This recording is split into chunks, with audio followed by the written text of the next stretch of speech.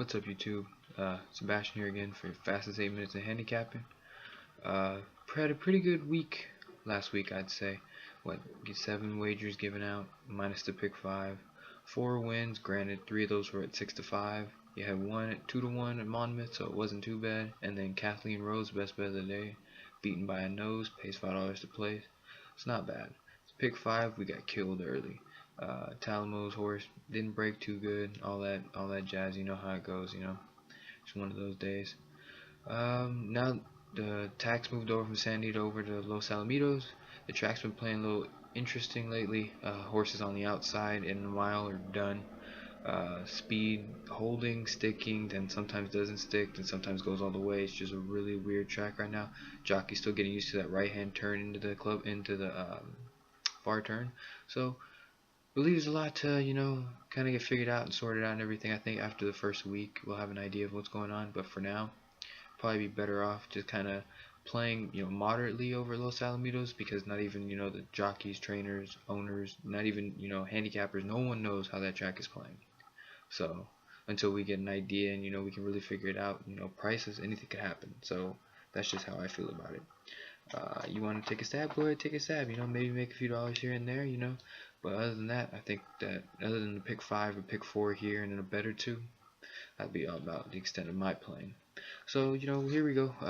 This Saturday coming up, Belmont Derby Day. You got 2 good fields for the Euros. You got the Suburban and the Dwyer on site. I'm not looking too much at the Dwyer because it's a 3-year-old race. Kid Cruz and the Todd Pletcher horse, no big deal. So I'm gonna stick this week primarily with Belmont, Monmouth, 1 bet at Los Al, and then got a couple at Woodbine. Woodbine's been playing a little off and on recently, so I don't know if I really want to stay there for too long. So I'm probably just gonna play my 2 and then just be done with it, see what happens. But for now, let's jump into Belmont. I'm gonna start race 6. That is the start of the grade stakes on the latter half of the card. We're talking about the grade 3 Belmont sprint. You got a nice field, there's some good sprinters. Clearly now is my selection, 2 to 1. 4 races back, ran off the track in 109. Buyer, was it 107? 120 for 7 furlongs, something ridiculous. Anyway, if he repeats that, he should be able to win. He's been tailing off in form, but if he just repeats it, Lescano stays aboard. If he just brings back what he did that day, everybody else is running for second. Now we're going to jump into the 7th race. That's the Belmont Derby. I've been waiting for this race since they announced at the start of the year and last year that they're going to make this race. I've been excited. I love turf racing. I love 3-year-olds. I love 3-year-old turf racing. I think it's the best division.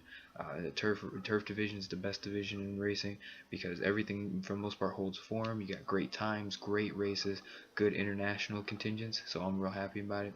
So jumping in, you got a really good race. Toast in New York looks to be the favorite on the line at 3 to 1. Bobby's Kitten's in this race. Global View, so on and so forth. Adelaide coming in for O'Brien.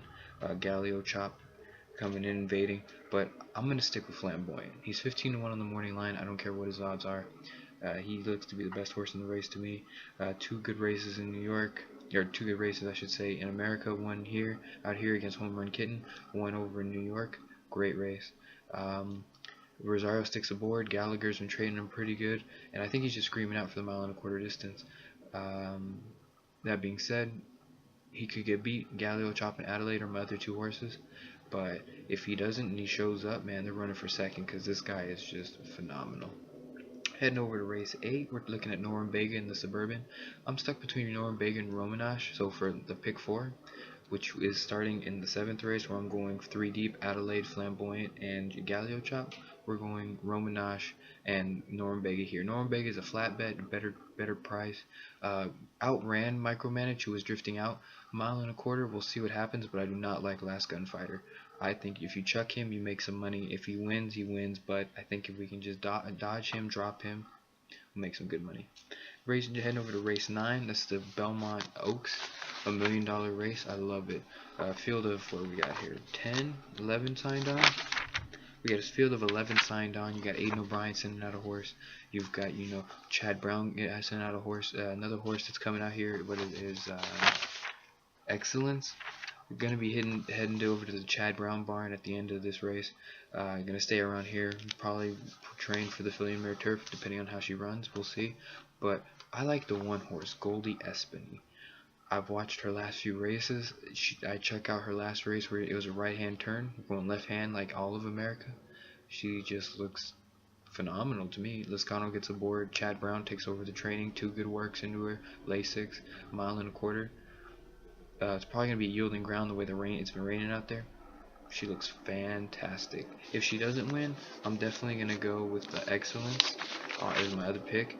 Everybody else looks to be running for second and third for this race. I mean, Flying Jib, I don't know if she's going to be able to get the distance. Wonderfully, I don't know if she's going to be able to get the distance. Another thing for Flying Jib is she's going to have to go an extra quarter mile. I don't know if she really wants to do that. Everybody else looks to be up against it. The last race, the 10th race, I'm looking at the 6-horse point roll. That's going to be my single in the pick 4. So if you're keeping track, it's 457, 46, 17 with 6. For a $6 play. If that race gets taken off and the 6 gets scratched, I'm going with the 9 main track only entrant. What does he look like? 4 Directions, Linda Rice, Velasquez, Cornelio, 20%. Winner. That's it for me. Heading over to Monmouth, 1 race. Nah, it's raining out there, so I don't know what's really gonna go on. So I'm just gonna look over to the 11th race. It's the stakes race out there. I believe it's the Long Branch Stakes. Other than just looking at the field top to bottom, I think I'm just going to head with the 1 Encryption, solely because he looks to be lone speed out there. And being as it's running on the slop, you know, anything can happen. What is it? Slim Shady won just now, going gate to wire. So, yep, the Long Branch Stakes. I think Paco Lopez just sends for Kelly Breen. And the horse doesn't look back. Heading over to Woodbine, got a couple. In race 8, I like the 3-horse Florida Sun, 5-2. Avoid Patrick Husbands at all costs out there. That's what I'm feeling.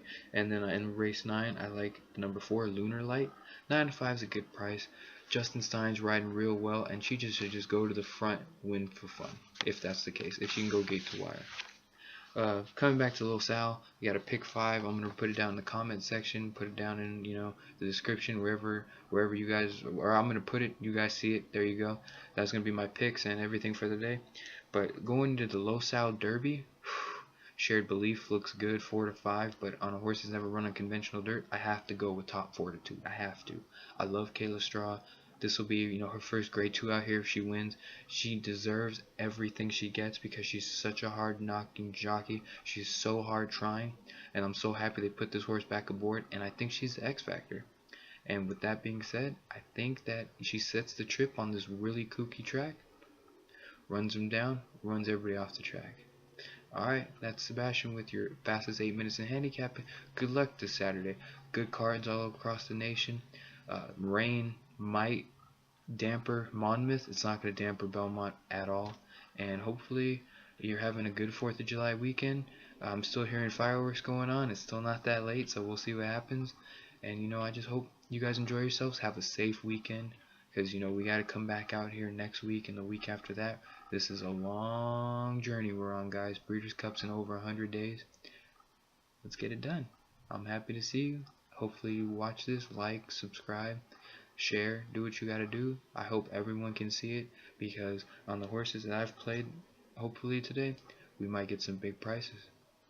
Alright guys, take it easy. Signing off.